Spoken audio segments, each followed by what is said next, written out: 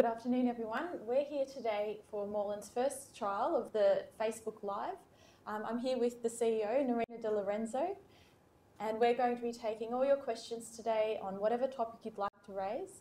And say, for example, if we're not able to answer here and now, we'll be able to get back to you. If you shoot me an email, the email will appear at the bottom of the screen, and we'll be able to respond to you accordingly. So I'm just waiting to see if we've got our first question from a resident in Moreland. It's going to be an open discussion, and Nerina's here to help with any other questions that you may have. So we'll be having this discussion, and it will be happening periodically throughout the year.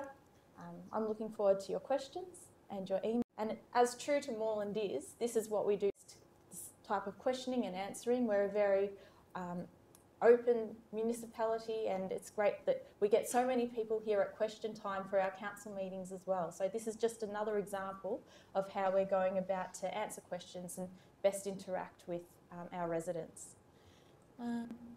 We're really looking forward actually to seeing what kinds of questions people might ask. As the Mayor said, this is a bit of an experiment today. We're trying something new. So it'll be really interesting to see what comes forward. And I think there's probably a little bit of a, there's always some issues that are a bit of public discussion and debate. So we thought if we didn't have too many questions, we might just want to update you on some of those things as well. Yeah.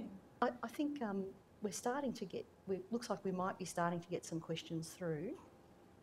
Maybe while we wait for the first question, do you think it might be a good idea to update people on some of the most recent events relating to Merri-bek Park?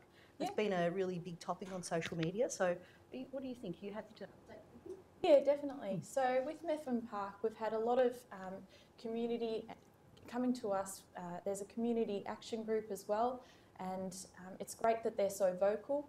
We've been hearing their concerns and their comments, and we're reaching out to them again to really try to get some more information from them about what they're concerned about, and try and advise them about what council's plans are with the park and the reasons behind those plans as well. So we're still talking to them and interacting with them. We'll be having a meeting with the Merri-bek Park group later this week.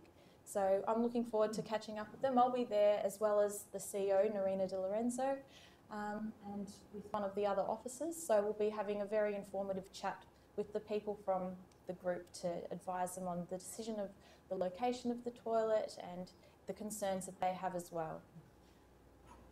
In the meantime, to sort of support that, we've spoken to our contractor, as you know, that a contract was awarded for the works, and what we've done is suspended the works for the next 2 weeks, and that's just to allow everyone some time to talk to each other, and we've spoken to the contractor this morning about doing some works on a different site, and again thinking a little bit about how we can allow this time to have this conversation without spending money inappropriately, and just making sure we're getting value from the contractor rather than, I think it's at about $1,000 a day actually, in terms of delay costs. So we were working through that this morning actually, and last night with council together, and ultimately the plan is to suspend for the next 2 weeks, allow people a chance to come together a little more, and for us to have the chance to hear a little bit more about some of the issues and to be able to explain some of the things that were considered in the design. I think it's been since actually the first time council tried to put a toilet here was 1999. That's right. And some of the officers have worked through all the historical files, and it's been really interesting to see how many times council has, there's been some discussion about a toilet. So really, it's going to be really worth working through all the signals that we've had so far through those consultations and all the design considerations. Because I think there's some information out there, but we've got more that I think we can share. That's right. And just really to explain what those design considerations are and go through those limitations so the public and the residents group that is formed is aware of what our decision-making capabilities are with this site as well. Now, I think we've actually got a question on that. The first question has come through. Okay. And that question is, why is the toilet placed in the middle of the park?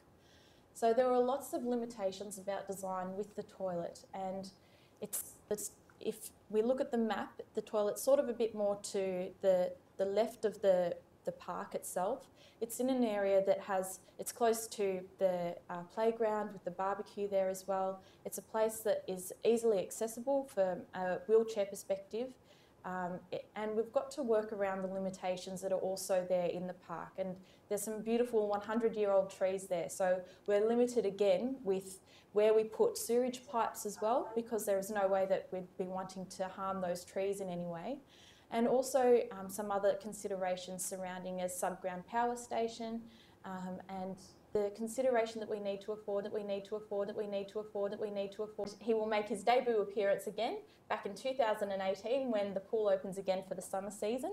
And with the pool is going to come a 24-hour gym. So I'm very pleased that Oak Park is going to have this new facility where so many residents from all different ages, all different abilities are going to be able to use. And it's going to have some wonderful classes at the gym. It's going to have things like Zumba and yoga, and it's going to be open for 24 hours. I'm extremely excited about this. It's actually the biggest project that Moreland's ever undertaken. Yeah. So it's at about just over 27 million. And it's really interesting. I think one thing I noticed about the Oak Park pool is how much personal connection people have. And the elephant is really the conversation we have very frequently. It's the most frequently asked question is about the elephant.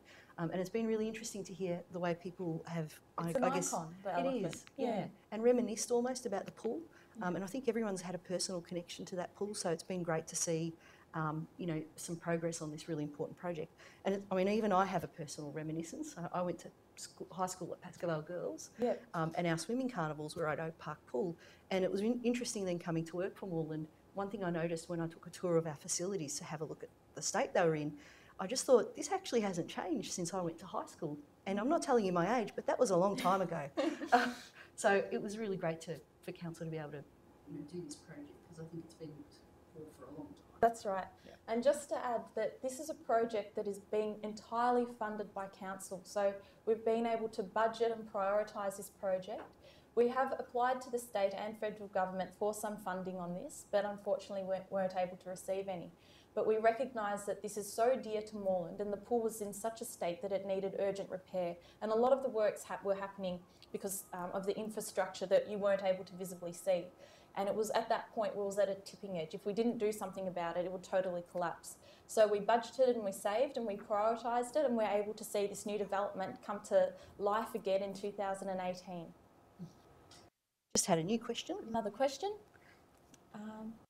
Moss, can we have some council officers around Albert Street in Brunswick to enforce parking laws and prevent trucks from blocking the street or forcing cars to go around them on the wrong side of the road? Yeah, that is concerning, and I think that's something that we will need to look into.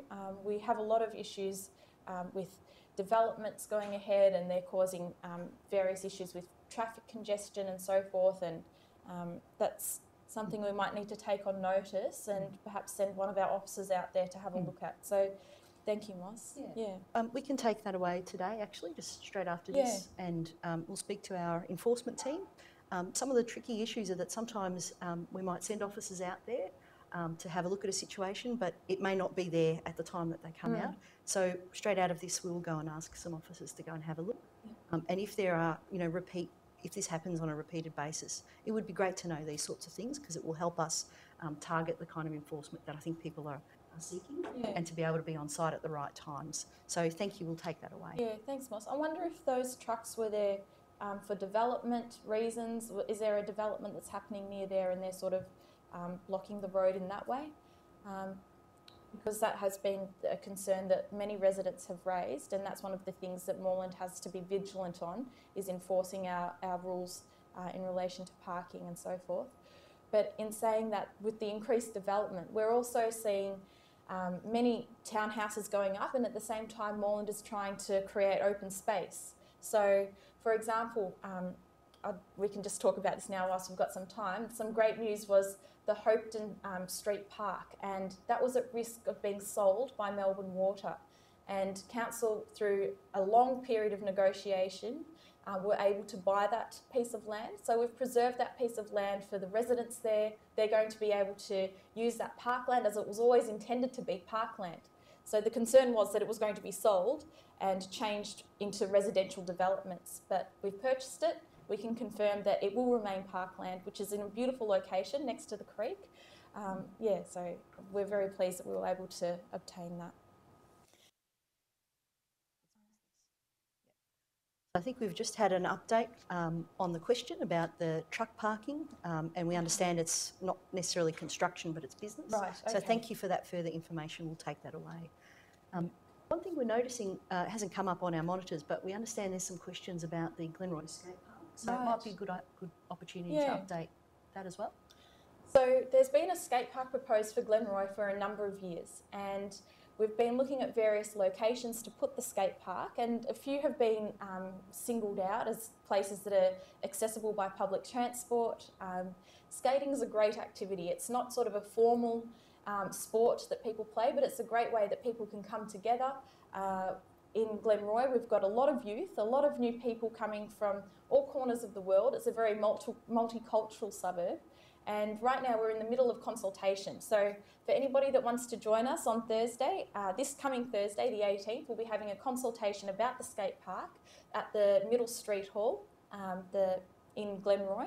So please come along. The information is on our website, and please provide us with your opinions. We're looking at the design of a potential skate park, and that design is flexible. It could be moved to a potential site anywhere in Glenroy, but we're looking at those considerations as well. And one of the sites that has been quite favoured is the one near the golf course. Another piece of land that Moreland was able to acquire was it was a strip of land where it was sold from the northern golf course in Glenroy. And we were able to preserve that and save it from development, because open space is so dear to us at the moment with the amount of development that's occurring. And that's one potential site for the golf course, and for the skate park. And there are other potential sites across Glenroy as well that we're considering at this consultation phase. So please come along on the 18th to the Middle Street Hall. So Peter Fitzpatrick has also got a question. Will Coburg Stadium ever be upgraded? I think what we'll do is take that on notice, actually. We'll have to have a look at if it is in our forward plans anywhere. The basketball stadium. Yeah. So I couldn't tell you off the top of my head right now. So very happy to take that away on notice and provide a response. And it would be about just looking at what's in our 5-year capital works program. So just to sort of explain this to people, council plans ahead for about a 5-year time frame. And what we try to do is work out what are the projects that need to be addressed during that time. Invariably, there's always more projects than what there is funding to do. And so there's a lot of work in trying to prioritise those things. So what we'll need to do is we'll go and have a look at where the basketball stadium fits, and we'll come back with a bit more information. It's just we can't tell you off the top of our head. We'll need to have a look at the 5-year plan to be able to answer that. Yeah. So that's something we can take away and examine closely as well.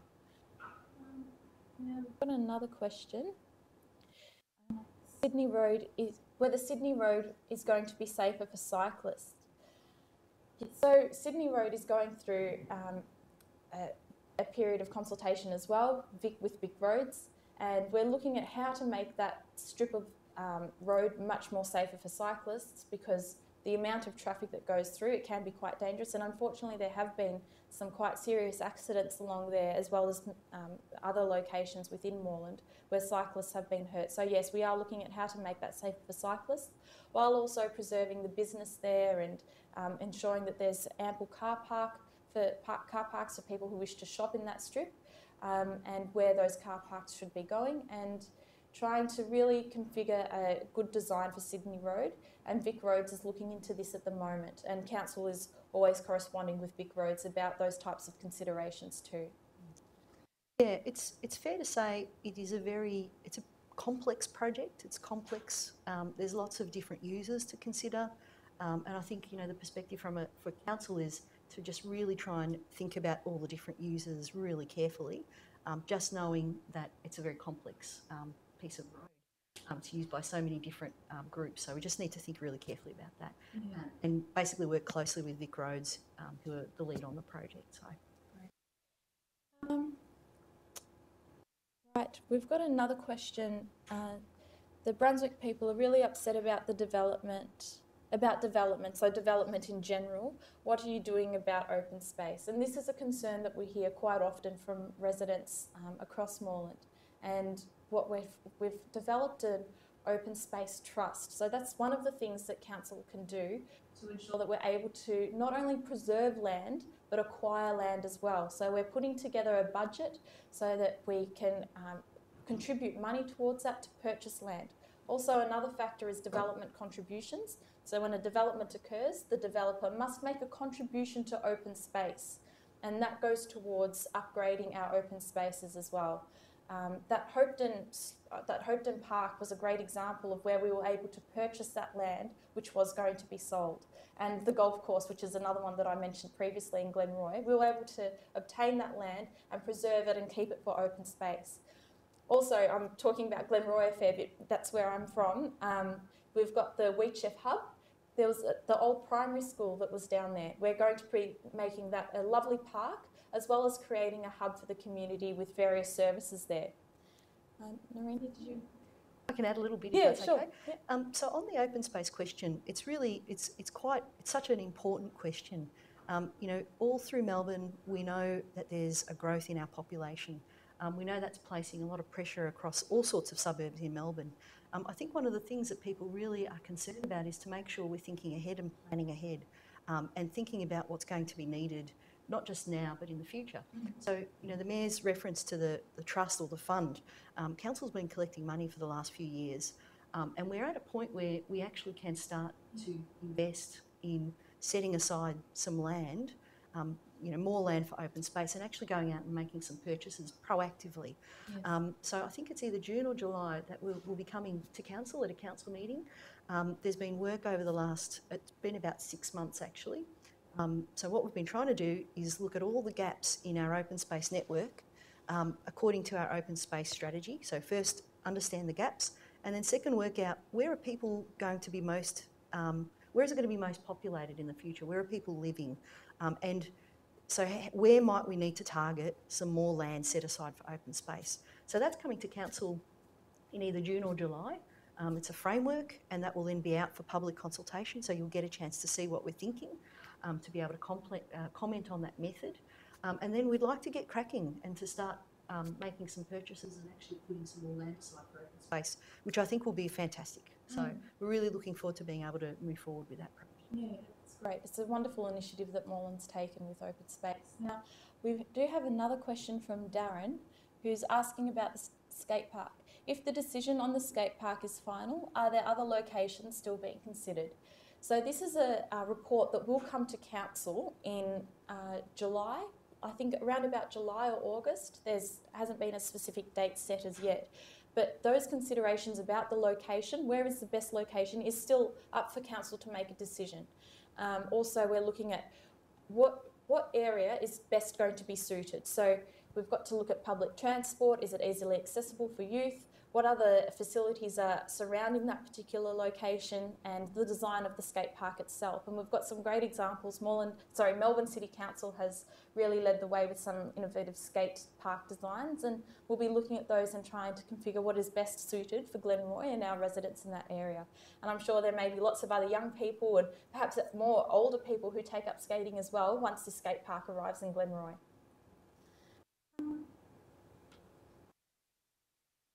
Elise, there are lots of areas in the municipality that could be fenced off for off-leash dog parks. Will you consider that? So yes, off-leash dog parks is something that I'm quite passionate about myself. I've got a little German Shepherd puppy that's not so little anymore, but we are looking at various locations, and last year I asked for a report on possible locations for an off-leash dog park, and then the possibility of pushing that further to an agility park for dogs as well. But firstly, I think it's really important that we look at the location for an enclosed area where dogs are able to run freely and not have any concerns about other potential park users or traffic on the road.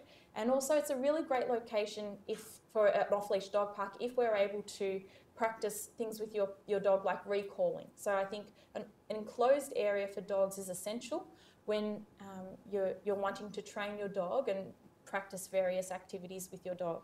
So we are looking at various locations, and an enclosed dog park will be coming to Moreland.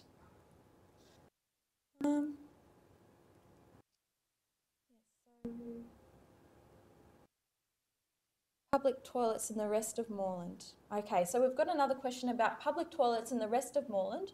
There's lots of people getting caught short, and this is something that council is working on at the moment. We've got a report that's coming to our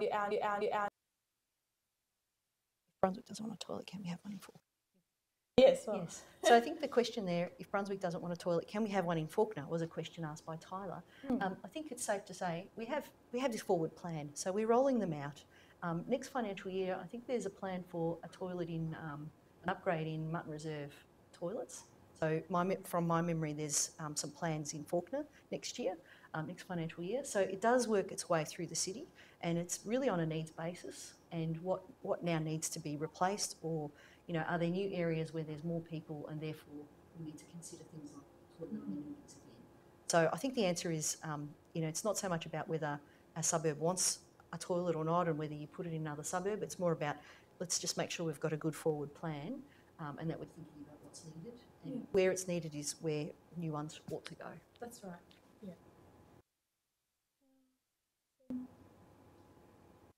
Okay, so I think that might bring us to the end of this chat today. Thank you very much for all your questions and the interaction that you've had. Again, if there's any other questions that spring to your mind that have been ignited by this discussion, or you're concerned about anything, please don't hesitate to write to myself. The email address is on the screen at the moment, and we'll be able to get back to you with your questions and your comments. And again, thank you for all your contributions. One thing that makes Moreland so great is the ability for our residents to come to us and really have a vigorous debate about what is best for them. So please continue that outside of this forum, and I look forward to seeing you all again next month, and please come to our council meetings as well. Thank you very much. All the best. Thank you.